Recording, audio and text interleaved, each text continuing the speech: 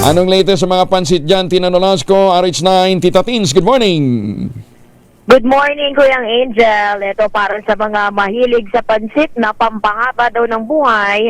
Dinayo natin ang isa sa mga matagal ng tindahan ng iba't ibang klase ng noodles o pansit dito sa Santo Cristo Street, Divisoria, Maynila. Ayon sa mga empleyado ng Laring Trading na ating nakapanayam, 20 taon nang nakapwesto ang naturang tindahan at isang family business. Wala din anilang pagbabago sa ngayon ng presyo ng iba't ibang klase ng pansit sa nasabing pamilihan. Ang presyo ng Pansit Canton Golden Silk, 50 pesos ang 400 grams.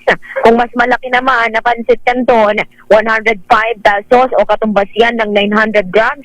Habang 82 pesos ang 700 grams. Sa mga gusto magluto ng Mami, Mickey, Dried Molo Carbonara, 180 pesos ang isang bundle na may lamang 7 packs.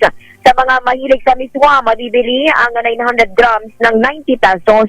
Bahagyang mas mahal naman ang presyo ng Crab Canton na mas maputi na nasa 125 pesos per kilo, habang ang bundle ng Big Canton Crab ay nasa 325 pesos ang isang bundle.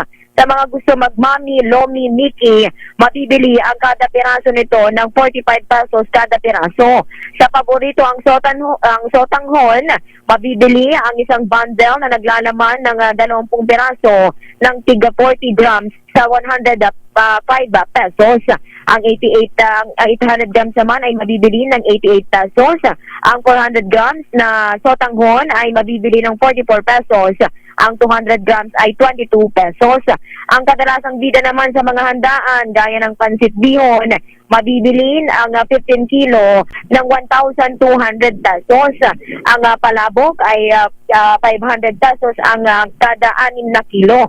Kung tingian naman ang nais bilhin, mabibili ng 43 pesos ang kada pakta. Ito si RH9, Tina Nolasco para sa DZRH, una sa Pilipinas, una sa Pilipino. Maraming salamat, Tita Teens!